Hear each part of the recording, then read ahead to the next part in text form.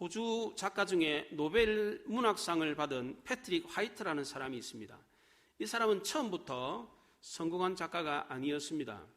처음에 영국으로 건너가서 저술활동을 했는데 아무런 주목을 받지 못했습니다. 시리에 빠져서 고향 호주로 돌아와서 나무를 자르는 벌목꾼이 되었습니다. 이 일이 얼마나 힘들었던지 자살까지 생각을 했습니다.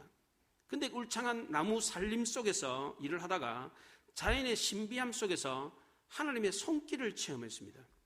그리고 그의 재능을 발휘해서 작품을 썼는데 행복한 계곡, 인간의 나무라고 하는 2개의 책을 썼습니다. 이걸로 노벨 문학상을 받았어요. 그는 계곡에서 나무를 자르는 고통스러운 일을 하면서 인간은 자신이 겪은 고통의 분량만큼 진보한다라는 주제로 행복한 계곡이라는 책을 썼고, 또 인간에게는 겸손하게 될 때 하나님을 발견하게 되고 자신이 하나님이 아님을 깨달았을 때에 하나님과 가장 가까워진다라고 하는 주제로 인간의 나무라고 하는 책을 썼습니다. 패트릭 화이트는 자신의 작품 속에서 실패한 것이 문제가 아니라 낮아지지 못했던 자신이 문제였다, 이렇게 고백을 했습니다. 성도의 고난에는 분명한 목적이 있습니다. 아무런 이유도 없이 아무런 목적도 없이 고난을 당하는 경우는 없습니다. 사람들이 당하는 고난은 다양하지만 그 고난에는 공통점이 있습니다. 사람들이 고난을 당하면 겸손해집니다. 시편 저자는 고난 당하기 전에는 내가 그릇 행하였더니 이제는 주의 말씀을 지키나이다. 고난 당한 것이 내게 유익이라. 이로 인하여 내가 주의 율례를 배우게 되었나이다. 이렇게 고백을 했습니다. 사람들은 고난 중에 겸손을 배웁니다. 우리 믿는 성도들은 고난 중에 하나님의 사랑을 깨닫고 순종하는 종의 자세를 배우게 됩니다. 왜 사람들은 이렇게 고난을 겪어야 배웁니까? 그냥 배우면 안 됩니까? 꼭 고난을 겪어야 인생을 배워요. 왜 그렇습니까? 사람들의 마음이 완악하기 때문입니다. 차라리 돌이 깨졌으면 깨졌지 인간의 완악한 마음이 쉽게 깨지지 않습니다. 그래서 하나님은 고난이라고 하는 망치를 사용하십니다. 이스라엘 백성들의 마음은 돌보다 더 단단했습니다. 그래서 결국 뭐가 깨졌습니까? 하나님이 모세에게 주었던 십계명 2 돌판이 깨져버렸습니다. 처음에 모세가 시내산에 올라가서 40일 동안 아무것도 먹지 않고 하나님께로부터 십계명을 받았을 때에 이제 우리 민족은 하나님께 선택받은 새로운 민족이 되었다. 기대와 소망으로 가슴이 부풀었습니다. 그런데 이게 웬일입니까? 산 아래에서 전혀 예상치 못했던 일이 벌어지고 있었습니다. 이스라엘 백성들이 하나님이 아니라 금송아지 우상을 숭배하고 있었습니다. 잔뜩 꿈과 희망에 부풀었던 모세의 가슴이 터질 것만 같이 아팠습니다. 기대가 크면 실망도 큰 법입니다. 그렇게 부풀었던 꿈과 희망이 한순간에 물거품처럼 돼버렸습니다. 모세는 눈이 확 뒤집어졌어요. 속에서 피가 막 거꾸로 흐르는 것 같았습니다. 아니, 어떻게 이럴 수가 있나?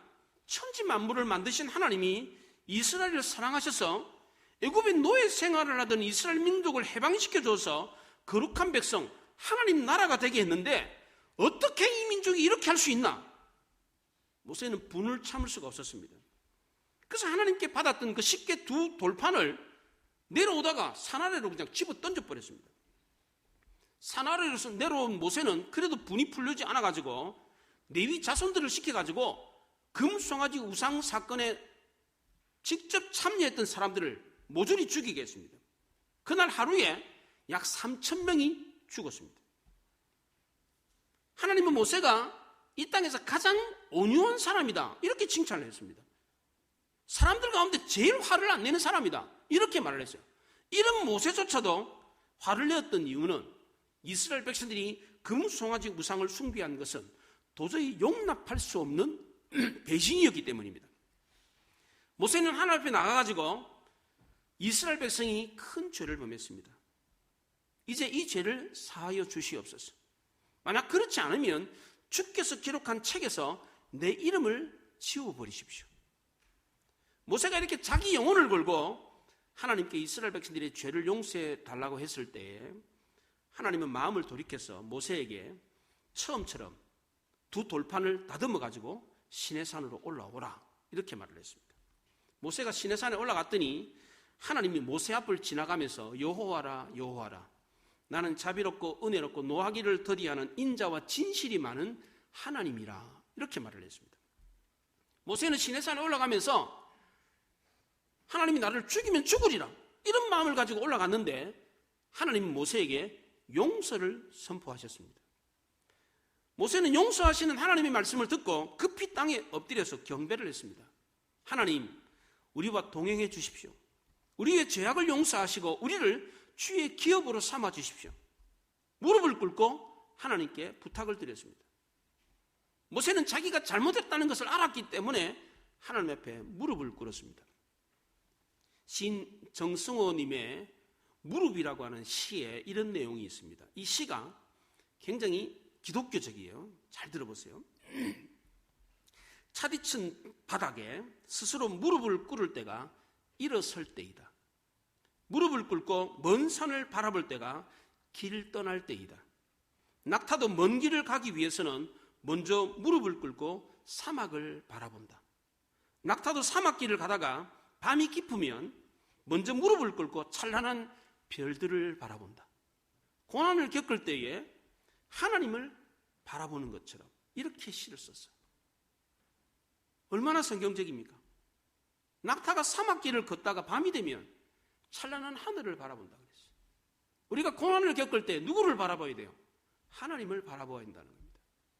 기도의 성자 조지 밀러는 성도는 기도한 만큼 성장할 수 있다 그랬습니다. 기도가 성도를 성장시킨다라고 했습니다.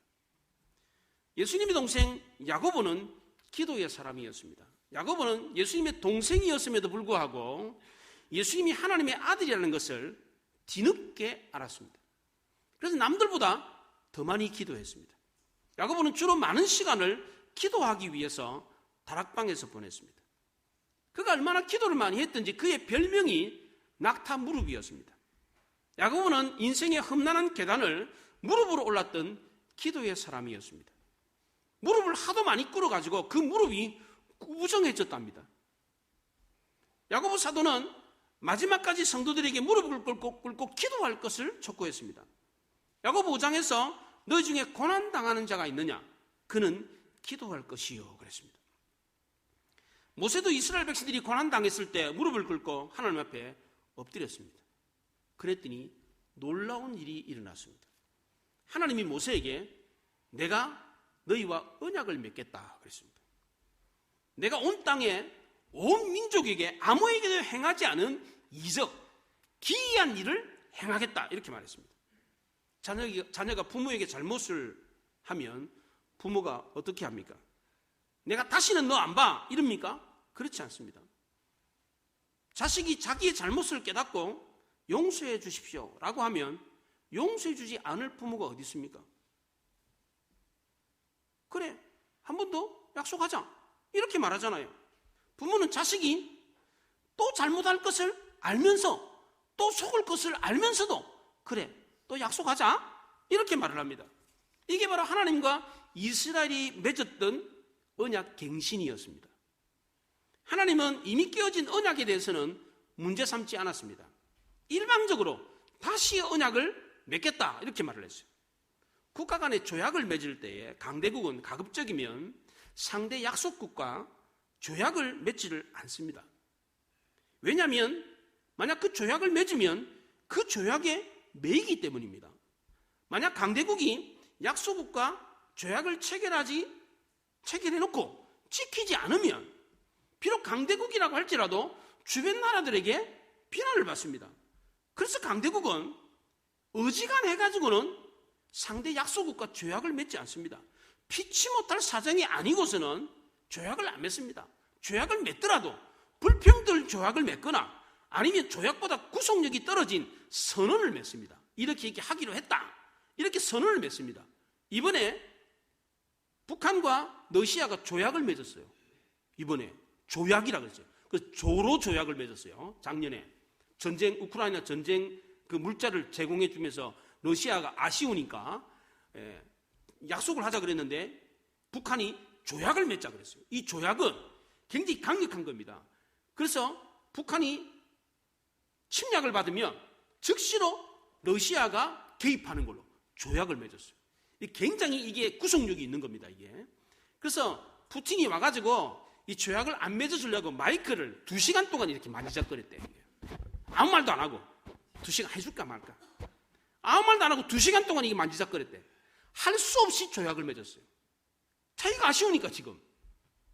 그래서 이 조약을 맺으면 안 지키면 안 되는 거예요. 근데 하나님은 이스라엘 백성들과 일방적인 언약을 맺었어요. 그것도 하나님은 강대국과 비교가 안 될 정도로 강한 분입니다. 그런데 아무런 힘도 없고 권리도 없는 이스라엘과 선언이 아니라 언약을 맺었습니다. 그것도 일방적으로 하나님께 불리한 언약을 맺었습니다. 이 언약의 메이는 쪽은 이스라엘이 아니라 하나님이었습니다. 그런데 왜 하나님은 이렇게 불리하고 불평등한 언약을 그것도 일방적으로 이스라엘 백성들에게 맺었습니까? 하나님이 사랑과 긍휼이 너무 많으시기 때문입니다. 이 언약은 하나님이 일방적으로 베풀은 자비 언약이었습니다. 이 언약을 맺으면서 하나님은 이스라엘 백성들을 위해서 아주 놀라운 일을, 기이한 일, 이적을 행하겠다 이렇게 말했습니다. 지금까지 아무에게도 단 한 번도 행하지 않은 일을 행하겠다 그렇게 말했어요. 10절에 보면 여호와께서 이르시되 보라 내가 언약을 세우나니 곧 내가 아직 온 땅 아무 국민에게도 행하지 아니한 이적을 너희 전체 백성 앞에서 행할 것이다 그랬습니다. 여기 행한다는 말이 히브리어로 바라라고 되어 있습니다. 이 바라는 창세기 1장 1절에 하나님이 태초에 천지를 창조하시니라라고 하는 창조하다는 단어입니다. 이게 창조하다, 인간도 뭔가를 창조해냅니다. 이럴 때 쓰는 말은 아사라는 단어를 씁니다. 인간은 유에서 유를 창조하는 겁니다. 그런데 하나님은 무에서 유를 창조하는 겁니다. 그래서 바라라고 했습니다. 그러니까 하나님이 이스라엘 백성들을 위해서 행하겠다라고 하는 것은 한 번도 없는 일, 있었던 일을 또 반복하는 게 아니라 한 번도 없었던 일을 행하겠다 그렇게 말했습니다. 실제로 하나님은 이스라엘 백성들이 광야에서 가나안 땅으로 들어가는 길에 한 번도 일어나지 않는 이적, 기이한 일을 행하셨습니다. 범람하는 요단강 물이 허리가 쭉 잘리듯이 잘려가지고 그 범람하게 흐르던 물이 딱 끊겨가지고 맨 땅으로 이스라엘 백성들이 요단강을 건너갔습니다. 난공불락의 성 여리고성이 이스라엘 백성들이 성을 이렇게 빙글빙글 돌았더니 그냥 와르르 무너져 버렸습니다. 한 번도 그런 일이 없었어요. 기브온에서 이스라엘 백성들과 가나안이 전쟁을 했을 때 여호수아가 태양을 보고 달을 보고 멈춰라 그랬더니 태양과 달이 멈춰버렸어요. 인류 역사에 한 번도 없는 일이 일어났습니다. 하나님이 행하신 이 이적은 초자연적인 것만이 아닙니다. 우리 일상생활 속에서도 이런 놀라운 이적이 일어나고 있습니다. 우리가 구원받은 것도 이적입니다. 왜냐하면 우리는 이미 죽었던 자들이었기 때문입니다. 죽었던 자가 살아났기 때문입니다. 에베소 2장 1절에 우리는 예수 믿기 전에 허물과 죄로 죽었다 그렇게 말을 했습니다. 이 죽음이라는 단어를 성경은 분리로 설명을 합니다. 분리. 국어사전에도 죽음을 찾아보면 죽음은 육체와 영혼의 분리로 설명을 합니다. 국어사전도 그렇게 분리로 설명을 해요. 성경도 죽음을 분리로 설명을 합니다. 우리 영혼은 죄를 범해가지고 하나님으로부터 분리가 되었습니다. 이게 죽음입니다. 하나님으로부터 분리가 돼가지고 너무 멀리 떨어져 있어가지고 하나님을 생각하면 어떻게 생각이 됩니까? 하늘을 쳐다보면서 하늘을 생각해 보십시오. 하나님이 어떻게 보입니까? 까마득합니다. 아득하고 아련합니다. 있나? 있을까? 너무너무 멀리 떨어져 있어가지고. 그래서 우리는 하나님을 알지를 못합니다. 생명의 근원인 하나님으로부터 멀리 떨어져 있어서 우리는 죽은 상태였습니다. 이랬던 우리가 예수를 믿음으로 생명을 얻고 다시 살아났습니다. 이게 이적이 아니고 무엇입니까? 죽었던 우리가 다시 살아났으니까 이게 놀라운 이적이 아니고 무엇입니까? 이처럼 놀랍고 기이한 일이 일어난 것을 믿는 것이 바로 신앙입니다. 신앙은 하나님이 무한하신 사랑에 대한 인간의 반응입니다. 먼저 신앙은 하나님의 무조건적인 은혜가 있어야 됩니다. 하나님의 은혜가 없는데 인간의 의지로 믿으려고 한다고 해서 믿어지는 게 아닙니다. 먼저 하나님의 은혜가 선행되어야 됩니다. 그리고 그 은혜에 대한 인간의 반응이 있어야 믿음이 생깁니다. 하나님이 우리에게 은혜를 베풀었는데 우리가 믿고자 하는 반응을 보이지 않는다면 믿음은 생기지 않습니다. 오늘 본문에서도 하나님은 일방적으로 이스라엘 백성들에게 또 다시 나랑 언약을 맺자 이렇게 말을 했습니다. 근데 하나님은 이 언약을 혼자서 원맨쇼를 하신 게 아닙니다. 이스라엘 백성들에게 명령을 지킬 것을 촉구했습니다. 11절에 보면 너는 내가 오늘 내게 명령한 것을 삼가 지키라 그랬어요.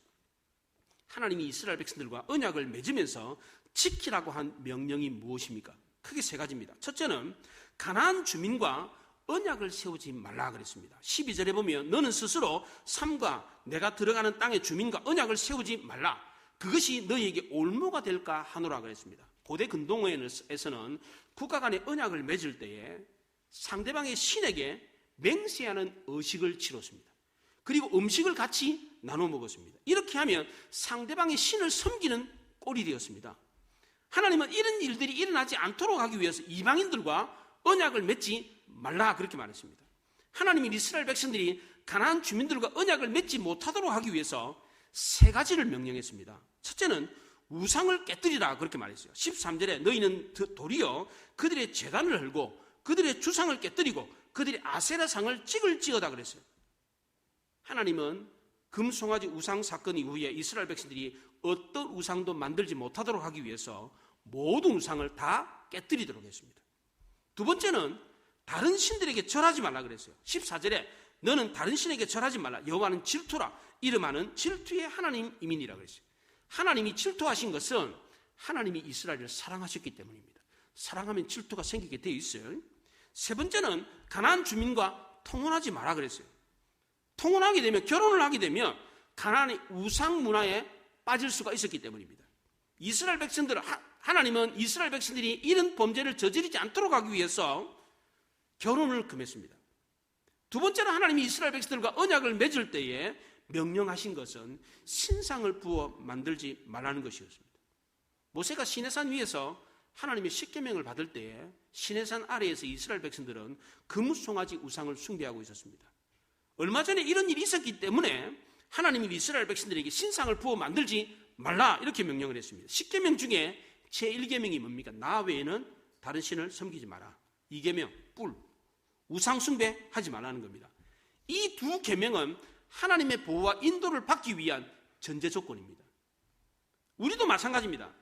눈에 보이지 않는 우상뿐만 아니라 눈에 보이는 우상뿐만 아니라 눈에 보이지 않는 우상, 재산이나 명예나 권력이나 이런 우상들을 제거해야만이 하나님의 보호와 인도함을 받을 수가 있습니다. 마지막 세 번째로 하나님이 이스라엘 백성들과 언약을 맺으면서 명령하신 것은 제사를 지내는데 어떻게 제사를 지내라, 요거를 10가지를 말을 했어요. 10가지를 짤막짤막하게 제가 이거를 제2적 십계명이라고 합니다. 구체적으로 첫째는 무교절을 지키라고 그랬어요. 18절에 하나님이 이스라엘 백성들에게 무교절을 지키라라고 했던 것은 무교절이 이스라엘이 애굽에서 해방되어서 하나님의 선민이 되어서 이방인들과 달라졌기 때문입니다. 무교절을 지킬 때에 이스라엘 백성들은 애굽 사람들과는 달리 죽음을 당하지 않았어요. 왜? 달랐기 때문에. 그 달랐다, 다르다는 것을 알게 하기 위해서 무교절을 지키라 그랬습니다. 두 번째는 초태생을, 사람이든 짐승이든 처음 난 것을 하나님께 드리라고 그랬습니다. 우리도 그리스도의 보혈의 공로로 죽지 않고 살았습니다. 그래서 새 생명을 얻었어요. 이스라엘 백성들이 출애굽하던 날 장자가 죽지 않았던 이유, 짐승의 첫 새끼가 죽지 않았던 이유가 초태생이 하나님께 드려졌기 때문입니다. 그리스도의 보혈의 공로로, 어린 양의 피로. 그러니까 우리의 생명도 우리 것이 아니고 하나님 것이 됐어요. 어린 양의 피로, 그리스도의 보혈의 공로로 그 첫 새끼를 샀기 때문에, 그걸 구속이라고 해요. 구속. 하나님이 사셨어요. 샀기 때문에 죽지 않았던 겁니다. 그래서 우리는 우리의 모든 것이 다 하나님의 것입니다. 그래서 하나님 앞에 나올 때에 빈손으로 나오지 마라 그랬어요. 20절 하반절에. 왜? 이 말은 뭐예요? 늘 감사하는 마음으로 나오라는 겁니다. 왜? 우리는 죽어야 되는 우리가 죽지 않고 살았으니까, 그러니까 감사한 마음으로 나와야 된다는 겁니다. 세 번째는 안식일을 지키라 그랬습니다. 21절에 너는 엿새 동안 일하고 일곱째 날에는 쉴지니 밭갈 때나 거둘 때에 쉬라, 그렇게 말을 했어요. 안식은 엿새 동안 일을 하고 제7일에 쉬는 것입니다. 엿새 동안 놀았는데 제7일에 노는 것은 진정한 안식이 아닙니다. 하나님이 우리에게 맡기신 의무를 다하고 안식할 때에 그게 참된 안식이 되는 겁니다. 우리가 주일날, 안식일날 예배를 드리는 것도 하나님께 대한 헌신과 이웃에 대한 봉사를 하고 그리고 안식일을 지킬 때에 진정한 안식일을 지키는 것입니다. 노동에 대한 수고, 헌신, 봉사가 없이 예배를 드리는 것은 안 꼽는 찐빵과 같아요. 엿새 동안 놀고 7일 때도 또 쉰다. 이건 안식이 아니에요. 여기는. 예수님이 이렇게 예배를 드리는 사람 뭐라 그랬습니까?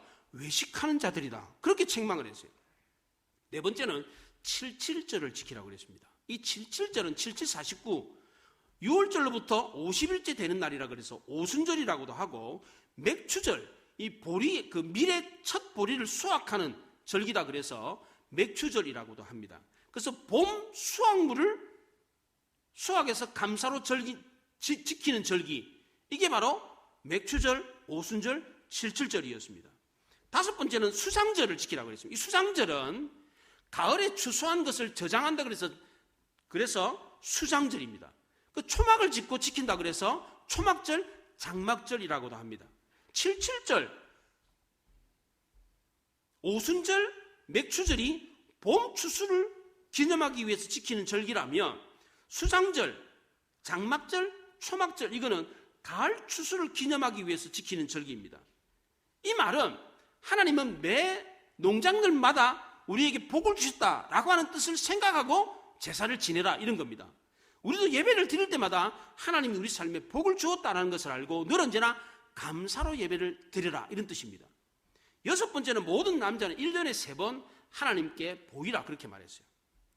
이스라엘 백성들은 3대 절기, 6월절, 77절, 수장절, 이 3대 절기에는 반드시 하나님 앞에 나와서 제사를 드려야 됐습니다. 3번만 드리느냐? 그게 아닙니다. 안식일을 지키라라고 했던 것처럼 평소에는 안식일을 지키고 그리고 1년에 3번 이 절기는 반드시 의미를 담고 지키라, 그렇게 말해요. 우리도 그렇잖아요. 부활절, 추수감사절, 성탄절, 이렇게 절기의 의미를 지키잖아요. 그리고 매 주일마다 우리가 지키잖아요. 이것처럼 그렇게 지키라는 겁니다. 이렇게 예배를 드리라. 7번째는 제물의 피를 유괴변과 함께 드리지 말라 그랬습니다. 이 제물의 피는 죄를 구속하기 위해서 드리는 예수님의 피를 상징하는 것이었습니다. 그런데 유괴병은 누룩이 들어가 있는, 죄를 의미하는 누룩이 들어가 있는 떡을 말합니다. 그러니까 이것은 서로 모순되기 때문에 함께 드려서는 안 되었습니다. 이것은 그리스도의 대속의 피로 구속받은 성도가 죄와 함께 있어서는 안 된다는 겁니다. 그리스도의 피로 우리를 깨끗하게 했는데 깨끗하게 된 우리가 또 죄의 구덩이에 들어가서는 안 된다, 이런 뜻입니다. 8번째는 6월절 제물을 아침까지 두지 말라, 그렇게 말했습니다. 6월절 제물 어린 양은 예수 그리스도의 몸을 상징하는 것이었습니다. 그래서 6월절 날 제물을 잡을 때에, 어린 양을 잡을 때는 숫자에 맞게끔 잡았어요. 예를 들어서 내가 가족이 2사람밖에 없어. 근데 양 한 마리를 잡아가지고 한 번에 다 먹지를 못해. 그러면 이웃하고 숫자를 맞춰요. 한 10명 정도 모여가지고 양 한 마리를 잡습니다. 그렇게 했어요. 그러니까 그 제물을 남기지 말라라고 하는 말은 6월절 제물을 먹지 못하는 사람이 생기지 않도록 하라는 겁니다. 6월절 어린 양을 먹었는데 제물이 남았다, 이 말은 식탁 교제에 참석하지 못하는 사람이 생겼거나 소외된 사람이 있었다, 그런 뜻입니다. 예배 공동체 안에 들어오지 못하거나 들어와 있는데도 소외된 사람이 있어서는 안 된다는 겁니다. 교회는 누구든지 들어올 수 있어야 됩니다. 교회 들어온 사람은 단 한 사람도 소외되는 사람이 없어야 된다는 겁니다. 9번째는 토지 소산에 처음 익은 것을 하나님께 드리라 그랬습니다. 처음 것을 드리라는 말은 제일 좋은 것을 하나님께 드리라는 겁니다. 우리 삶의 최우선을 하나님으로 삼아라는 뜻입니다. 만약 성도가 하나님보다 더 중요하게 여기는 것은 다 뭐가 됩니까? 우상이 됩니다. 성도는 하나님 제일 주위로 여기고 사는 사람들입니다. 왜 하나님을 제일로 생각해야 됩니까? 하나님이 천지 만물을 만드신 창조주이기 때문입니다. 하나님이 만복의 근원이기 때문입니다. 하나님이 가장 귀한 영원한 생명을 우리에게 주셨기 때문입니다. 그래서 우리는 하나님을 우리 삶의 중심으로, 하나님을 제일로 생각하고 살아야 하는 것입니다. 예배도 이런 마음으로 드려야 된다는 겁니다. 마지막 10번째로는 염소 새끼를 그 어미의 저주로 삼지 말라고 그랬습니다. 참 특이한 이야기잖아요. 이게 염소 새끼를 생명의 공급원인 어미의 저주로 삼지 말라고 그랬습니다. 그 당시 가나안에는 특별한 주술적인 요리가 있었습니다. 어미의 저주로 새끼를 삶아가지고 만드는 요리가 있었어요. 이거는 아주 잔인한 풍습이었다는 겁니다. 이것은 사랑의 본능까지 말살시키는 비윤리적인 풍습이었습니다. 하찮은 짐승조차도 자기 새끼를 자기 젖에 삼기는 것을 원하지 않는다, 이런 뜻입니다. 짐승도 자기 젖에 자기 새끼가 삼기는 것을 못 견딘다는 거예요. 그걸 그런 일이 없게 하라 그랬어요. 근데 만물이 영장인 인간이 이런 사랑조차도 모른다면 그게 인간이 이겠냐는 거예요. 단장지혜라는 말이 있습니다. 단장이 끊어지는 슬픔이라는 고사성어입니다. 5, 16국 시대에 한 장군이 적을 정벌하기 위해서 배를 타고 가는데 한 부하가 새끼 원숭이를 잡아가지고 배에 태웠어요. 그걸 본 어미 원숭이가 슬피 울면서 배를 따라왔습니다. 약 100여리를 따라오다가 겨우 배에 올라탔는데 올라타자마자 이 어미 원숭이가 죽어버렸어요. 그 사람들이 배를 갈라가지고 보았더니 창자가 다 끊어져 있었습니다. 이걸 본 장군이 크게 분노하면서 새끼 원숭이를 잡아가지고 배에 태운 그 부하를 내쫓아 버렸어요. 장군은 어미 원숭이가 새끼를 사랑하는 마음을 알았습니다. 우리 옛말에 부모가 죽으면 무덤에 묻지만 자식이 죽으면 가슴에 묻는다는 말이 있습니다. 부모가 죽으면 잊을 수 있지만 자식이 죽으면 잊을 수 없다는 겁니다. 그만큼 아프고 견딜 수 없는 충격이기 때문입니다. 부모는 차라리 자기가 죽고 말지 자식이 죽는 모습을 볼 수가 없어요. 그걸 보면 창자가 끊어지는 아픔을 겪는다는 겁니다. 그런데 우리 하나님은 우리를 위해서 어떻게 했습니까? 아들 예수 그리스도를 저주의 십자가에서 죽게 했습니다. 로마인들은 아무리 큰 죄를 지어도 십자가 형벌에는 처해지지 않습니다. 왜냐하면 이 십자가 형벌은 너무도 끔찍하고 고통스럽게 죽게 하는 형벌이었기 때문입니다. 그런데 우리 하나님은 자기 아들을 저주의 십자가에 못 박혀 죽도록 했습니다. 하찮은 짐승인 어미 염소도 어미의 젖에 새끼가 죽는 것을 못 보는 거예요. 그거를 견딜 수 없다 그랬는데 사랑이 많으신 하나님은 오죽하겠습니까? 그걸 모르시겠어요? 하찮은 짐승도 자기 새끼가 자기 젖에 삼키는 것을 견디지 못하도록 아파하는데 사랑이 많으신 하나님이 그걸 모르겠어요? 하나님은 아들이 십자가에 못 박혀 죽었을 때 차마 그 광경을 볼 수 없어서 흑암을 내려가지고 가리워버렸습니다. 하나님이 이스라엘 백성들에게 언약을 맺자고 했는데 이 언약이 도대체 뭡니까? 무슨 언약입니까? 내 아들을 죽여서 너희를 살리겠다, 이 언약이었습니다. 그냥 곱게 죽이는 것이 아니라 그것도 저주의 십자가에 매달려서 죽여가지고 너희를 살리겠다, 이런 언약이었습니다. 이 언약을 이스라엘 백성들에게 처음 보여준 것이 바로 출애굽하기 전날 밤 6월절 날 어린 양을 잡아가지고 그 피를 문설주와 임방에 바른 겁니다. 그 피가 누구의 피예요? 아들의 피였어요. 아들의 피를 흘려가지고 너희를 살리겠다, 이게 바로 하나님의 언약이었어요. 하나님이 일방적으로 이스라엘 백성들에게 맺자, 내 아들을 죽여가지고 너희를 살리겠다라고, 그 언약을 내가 맺겠다, 이렇게 말을 했어요.